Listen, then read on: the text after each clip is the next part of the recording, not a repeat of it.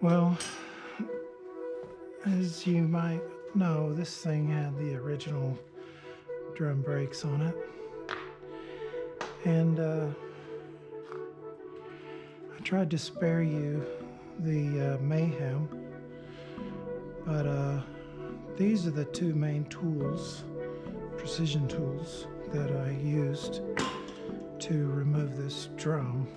And since I'm going back with drum brakes, I really wasn't worried about conserving the integrity of this.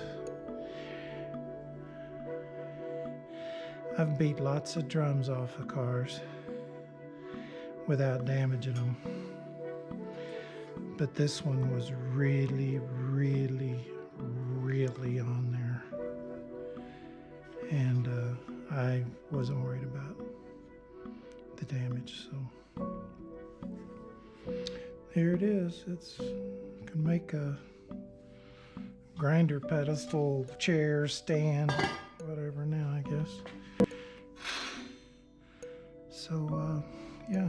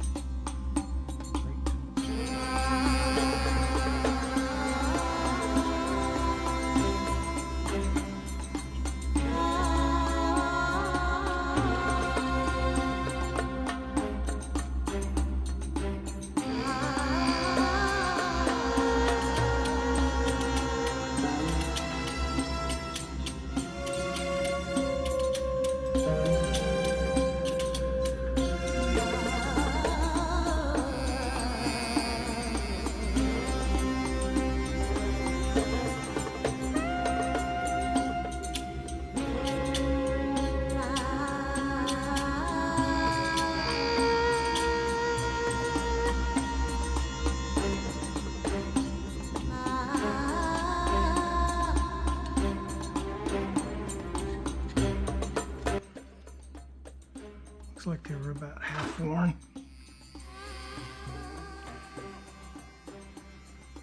I'm not sure how long it sat, but it might be up to 20 years.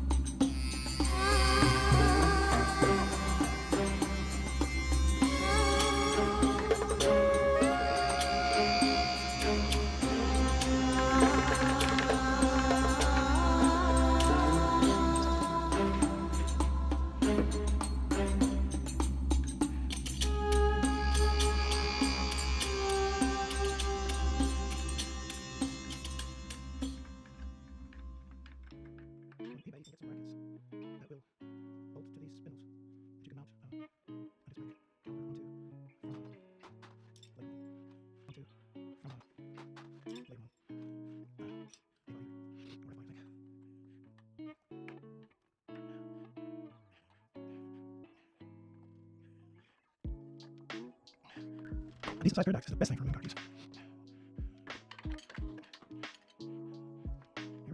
Here we go. We're using our brains instead of what these have is wrong.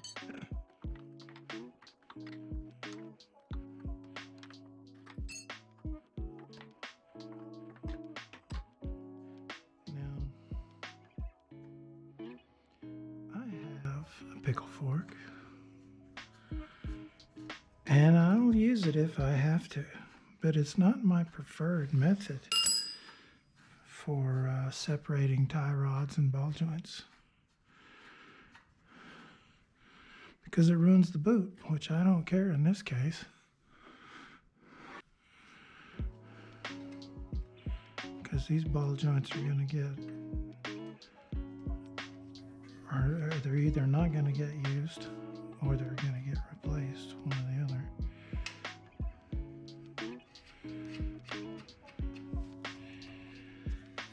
The method I like to use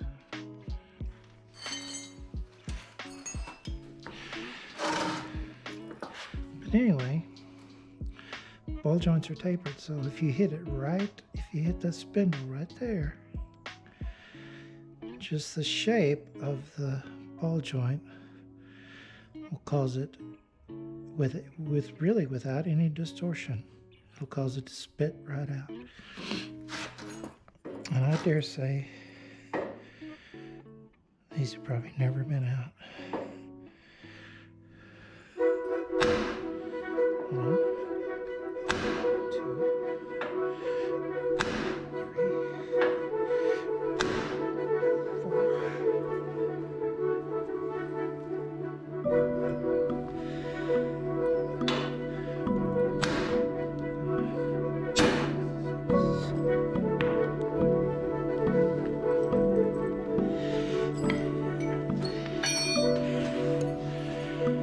as you might be able to tell, it has moved.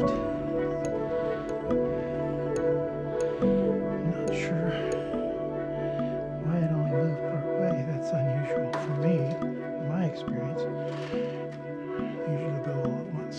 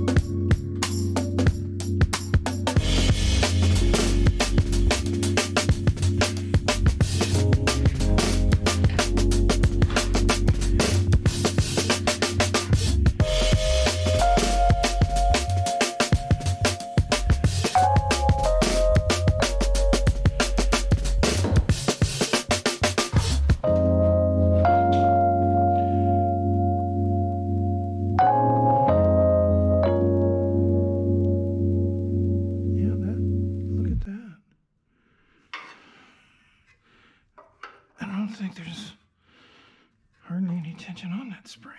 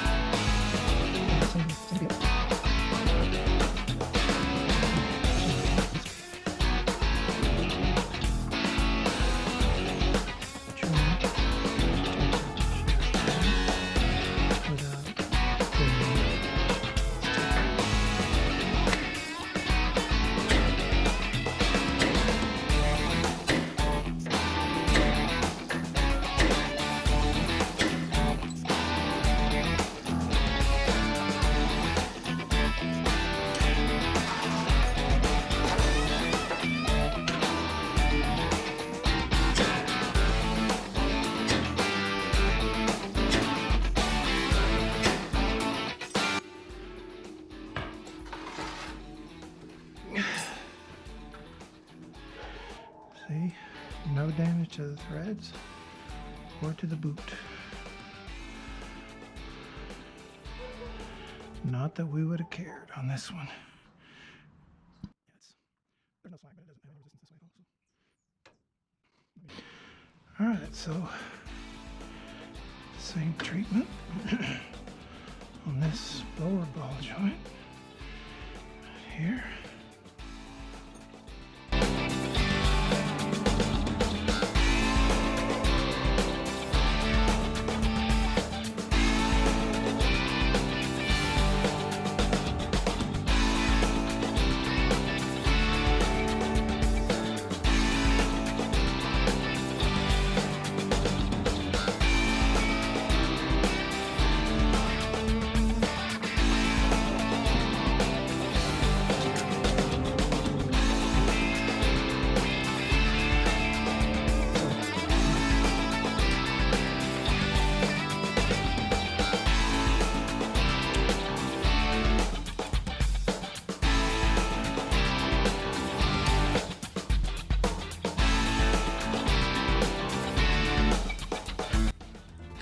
Friend of mine gave me these vice grips. You know who you are. Thank you again.